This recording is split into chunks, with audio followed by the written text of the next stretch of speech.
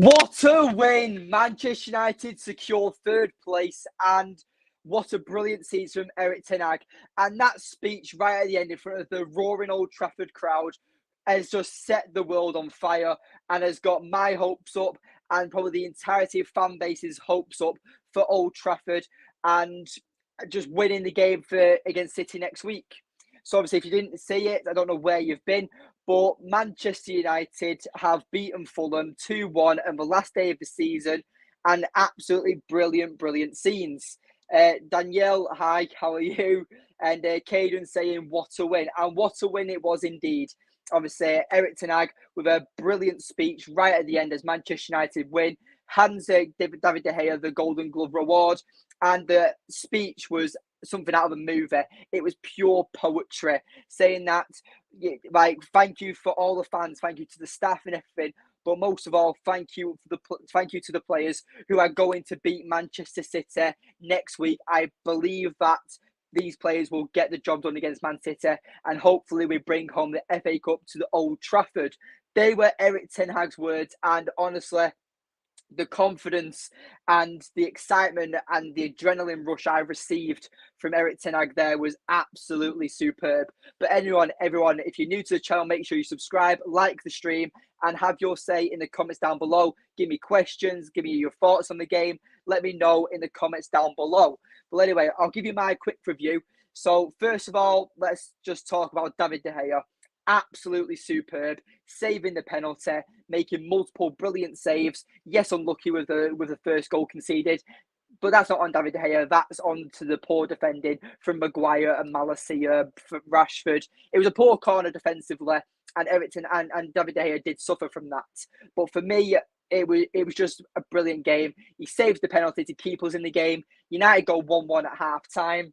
And United obviously get our hopes alive and know we can secure third place with the momentum building and knowing that the fans are behind us. The players did it today, and it was just a superb game. And what a way to end off the Premier League 22-23 season.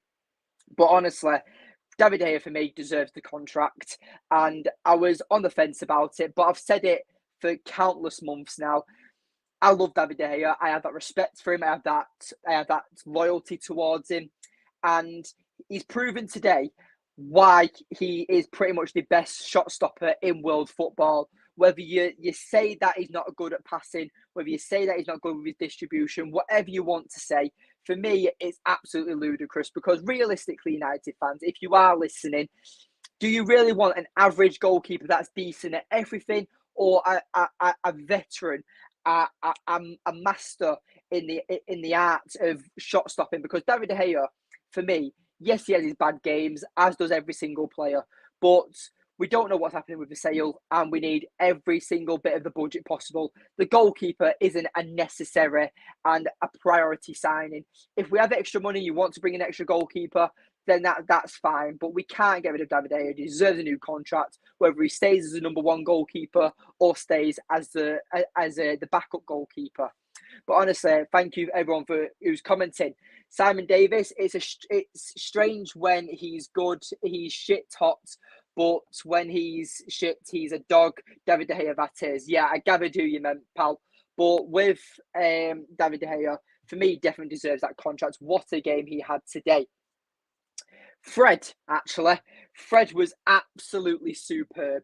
And that pass for Bruno Fernandes as well was absolutely world class. And I said to my granddad who was watching the game with, that Fred, I swear to God, he's got split personality disorder, or he's got like just the memory of a goldfish. Because this guy, right, when he's dribbling with the ball, when he's making the forward passes, he's absolutely world class on his day. Right, but it's like he forgets that he's Brazilian. He forgets he can use both feet. He forgets how to pass the ball. But what does he do? He's Fred from Stoke. If you're an OG of this channel, you'll know exactly what I mean by that. Fred is the most inconsistent footballer we've ever seen in a Manchester United shirt.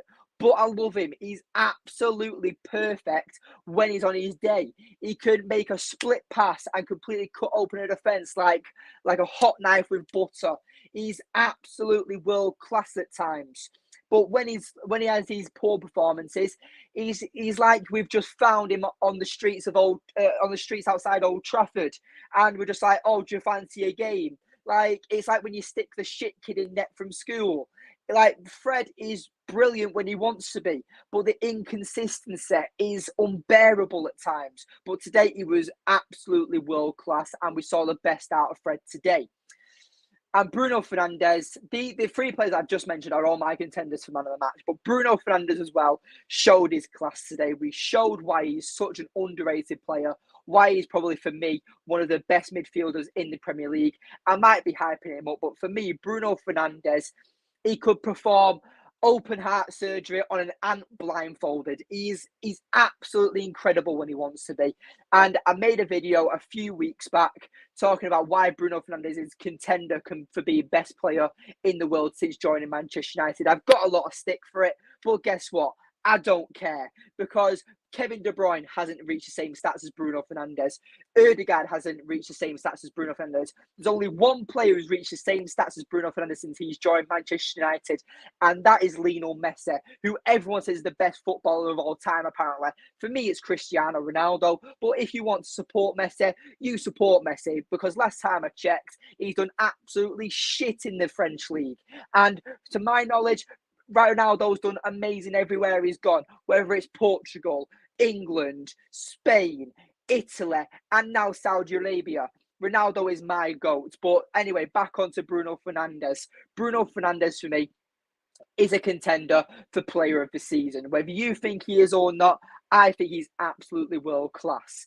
And another player that is world class, Casemiro, who is going to be my player of the season, signing of the season for Manchester United.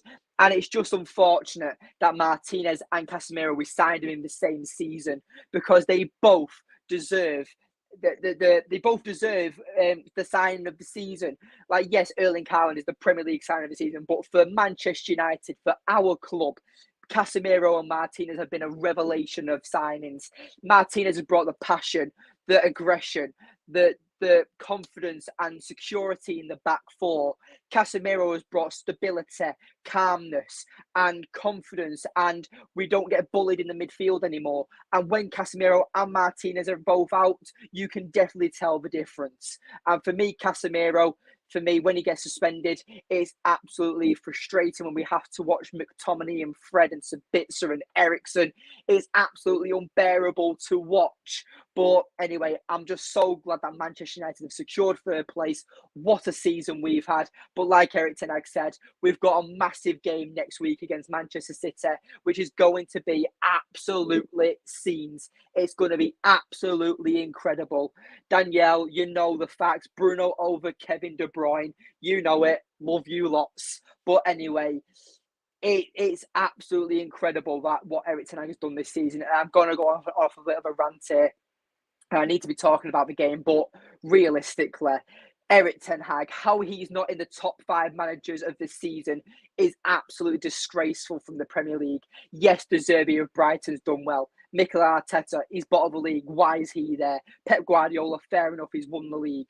But realistically, apart from Eddie Howe, De Zerbi and Pep Guardiola, who else belongs to be there? For me, it's Erik ten Hag, because Erik ten Hag has literally just transformed Manchester United. He's been an absolute sensational manager. The records he's broken for Manchester United this season, getting the equal amount of wins at a home stadium record, is absolutely brilliant. The fact that United have only lost one game at Old Trafford all season during the Premier League is amazing. And I think it's actually throughout all competitions as well. We haven't lost a game at Old Trafford. It's absolutely superb. And let's see what Simon Davis is saying. For me, Bruno doesn't do enough in big games. De Bruyne is different level for me. Sorry, just being honest. And that's what the channel's for, mate. You can have your opinions. Kevin De Bruyne, I'm not undoubting he's a world-class player. But when Kevin De Bruyne, who's been a sensational player and will probably go down as probably one of the Hall of Famers for the Premier League, he's been at City longer than Bruno Fernandes and still hasn't hit 50 goals and 50 assists like Bruno Fernandes. Bruno Fernandes has reached over 60 goals and 50 assists. Kevin De Bruyne statistically is nowhere near Bruno Fernandes. Yes, he's close. I know he's hit over the 50 assist mark. but goal-wise, I think he's on about 42. So when Kevin De Bruyne has been here longer than Bruno Fernandes, for me, it just speaks. And I mean, as a fan, I'm going to be biased. And I know Bruno Fernandes is probably not the best player in the world, and Kevin De Bruyne does outshine him. But statistically, Bruno's better, and that's what I'm going to hold on to. Simon as well. Hopefully, the second best manager behind Pep if things go to plan.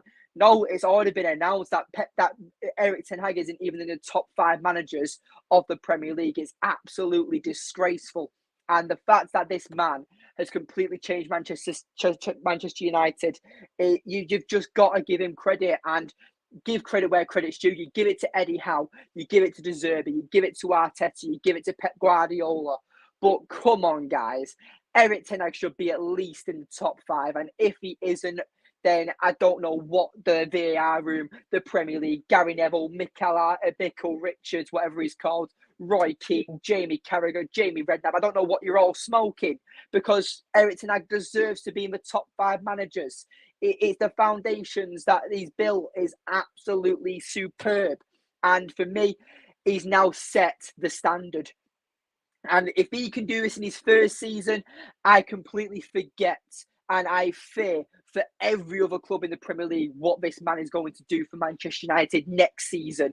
But if he doesn't win, if we don't win a trophy next season, we can't be like, oh, he's now losing it. It was a one-season wonder. That's over a year away yet. What this man has done is set the foundation. He's built his vision, and it's not even 10% completed yet. We need structure. We need rotation. We need better players.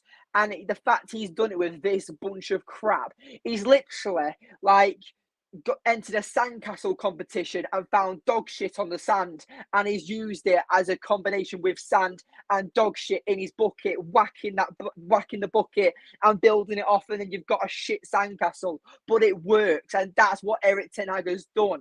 Erik Ten Hag is absolutely sensational. But anyway, I'm going to make a video on Erik Ten Hag later next week. But anyway, Manchester United versus Fulham. First of all, I'm going to give absolute massive credit to Fulham, because for me, Fulham are the underrated team of the season. People forget they only got promoted this last season to the Premier League. And for me, you've just got to give them credit. They've gone into the top half of the table. They've defeated a lot of big teams. They've drawn with a lot of teams, made teams like Arsenal and Liverpool drop points. So you've got to give them credit. And for me, they are definitely the underrated team of the season. They've been absolutely superb. Palhinha, Mitrovic, even Daniel James when he plays.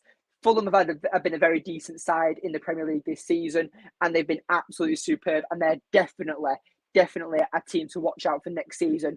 Maybe challenging for Europe, I'm not too sure.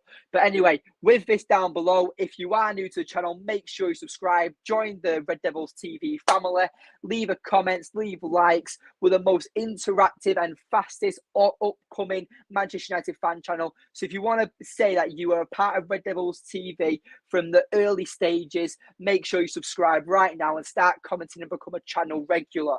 Danielle, what are you saying? Without Bruno, United would be playing in Europa League. Without De Bruyne, I'm guessing City would still be in the Champions League. I agree, because Man City have this rotation. I mean, yes, they lost to Brentford 1-0 today, but they've won the league. They've given up. They'll be set for the Champions League the week after the Premier League after the FA Cup next week. Simon, Fulham need to consider how but build on it. They do indeed. Fulham, it can't be one of them things where Fulham do well and then drop off next season, because we saw that with Sheffield United a few seasons ago. They got promoted. They did really well. I think they got 11th or 10th place, and then they got relegated the following season. You need to build on it. This is what Nottingham Forest need to do. Fulham need to do. Everton survived. Everton stayed in the Premier League as well. Leicester and Leeds going down. Leeds are falling apart again. Good to see them go down. It's absolutely brilliant. But anyway, like I said, let's get right into the match reaction with Manchester United and Fulham. So I've already mentioned David De Gea, Fred and Bruno. But honestly, a lot of players were absolutely brilliant today. And like I said, David De Gea, superb. Fred, superb. Bruno Fernandes, superb. And you know what? I'm going to mention them. Maguire, Vegas, and Martial, possibly their last time. Definitely Vegas, but Maguire and Martial, possibly their last time playing in front of the Old Trafford crowd, which is a bit of a shame, but business is business. They're not good enough. And I'm not going to slag them off. If you look at players like Andreas Pereira, he's a perfect example. Went to Fulham, who we played today. Obviously, Andreas Pereira didn't play today. But Andres Pereira, not a very decent player for Manchester United, but goes to a mid-table side and makes them absolutely brilliant. I believe that Scott McTominay, Harry Maguire, Anthony Martial, if they go to lower value teams, I think they'll light it up on fire and they'll become a fan favourite instantly. It's not about about them being bad players. It's just that they're not good enough for Manchester United and don't have that higher enough quality. Simon, go to bed on a win, wake up on a lose. I don't know what you mean by that, but anyway, it was a brilliant day for the Premier League this season. Last time I checked, obviously, Arsenal battered Wolves. Southampton and Liverpool drew 4-4. It was an Everton stay up. Leicester and Leeds go down. It was a brilliant game. But anyway, let's get right in to the match ratings of the video. So obviously with this game, I think that there were a few 10 out of 10s, and for me, they're definitely David De Gea, definitely Fred. And let's just go in order. So obviously David De Gea for me gets a 10 out of 10. Diogo Dalot for me gets an 8. He was absolutely superb, running up and down that wing all game, being strong, aggressive, controlled. He was absolutely superb, Diogo Dalot today. Harry Maguire, I am going to give him a 7. Felt like he had a decent performance. Didn't do too much. Was quite sloppy in possession. But again, he had a decent game for Harry Maguire standards at Manchester United. Victor Lindelof, for me, also gets a 7. I felt like Lindelof just edges Harry Maguire. But I don't give point numbers on this game. It's either 7s or 8s or 6s. His individual singular numbers. But for me, Lindelof, for me, does deserve a 7. Malacia as well, also a 7. He was also very decent today. Mitrovic lost his head closer to the end of the match, trying to headbutt Malacia. I mean, Mitrovic just can't keep his head cool, can't he? You could literally put a wet flannel on his forehead and probably put a bottle of water over his head and try and keep him cool, and the volcano will still erupt and melt it. Mitrovic is literally just, I swear he's got anger issues. He needs to go to a professional or something. Casemiro, for me, gets a 9. He was absolutely superb today. I felt like he was a bit quiet, but that's Casemiro all over. His standards, he sets the bar so high, but the little things he does that are so simple, he makes them look world class. And for me, whether he had a quiet game or not, if that's your opinion, for me, he was absolutely amazing. Simon, yeah, it's hard. They've been great servants for United, but they ain't good enough for this level. Exactly. It's not about the dead, as we call it, deadwood, being bad for Manchester United. It's just that they're not good enough to make United go to the next level. So United need to start upgrading like Man City, where we can eventually have a bench of top 4 of that level team. Like Harry Maguire, for me, is a mid-table centre-back. I do think he is a Premier League centre-back, but I just think that he just is a mid-table centre-back. But then you want a top 4 centre-back, like a Kim Min-jae. Like you want to upgrade. It's not about getting rid of the crap players. It's about investing and upgrading. That's exactly what it's all about. Lee Sang ended the season with winning. Absolutely, mate. It was a brilliant way to end the season. Make sure you leave a like on the stream, pal. But anyway, where was I? So Casemiro gets a 9 out of 10. Fred, 10 out of 10. I felt like he was absolutely brilliant today. Who else? Bruno Fernandes, for me, gets a 9. He was absolutely superb. Jadon Sancho, I've not even mentioned him yet. I have been banging on about since I've made this channel back in August 15th, 2022. I have banged on that Jadon Sancho needs to be experimented on the right-hand side of Manchester United's wing. But guess what? He gets played as a left winger, as an inverted winger. He's not good enough as a left winger. But for the last 2 games, he's played on the right and been absolutely superb. So, Erik Ten Hag, if you're watching this, I know you never will, but if you're watching this, keep playing Sancho on the right-hand side. Keep swapping him and Anthony around and rotating them, because they are both very good competition for each other.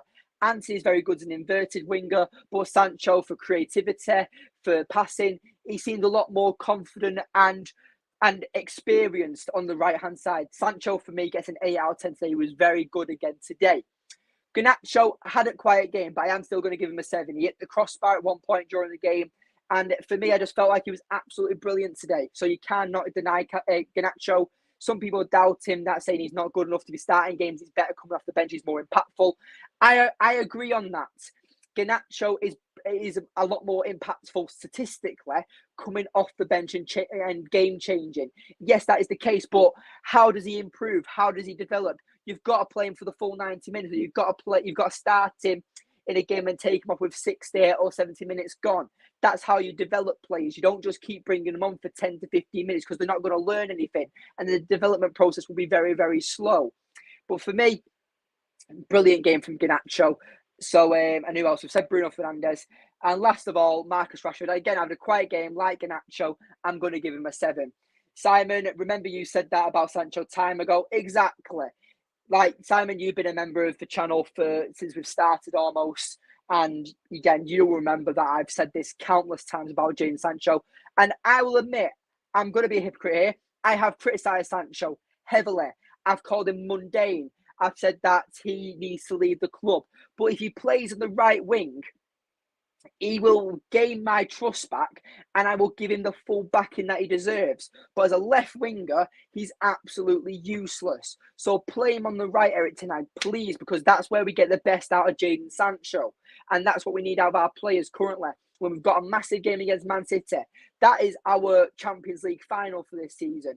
City have the privilege of being in the FA Cup final and the Champions League final, but that's our last game of the season. That's the game that we need to make or break to get the domestic double and win the Carabao Cup and the FA Cup. But anyway, substitutions, Vegas, I don't know how he missed that sitter right at the end of the game. It wasn't even on target. Vegas couldn't score in a brothel, man. He's not as embarrassing, but for me, Vegas, it's time for you to go.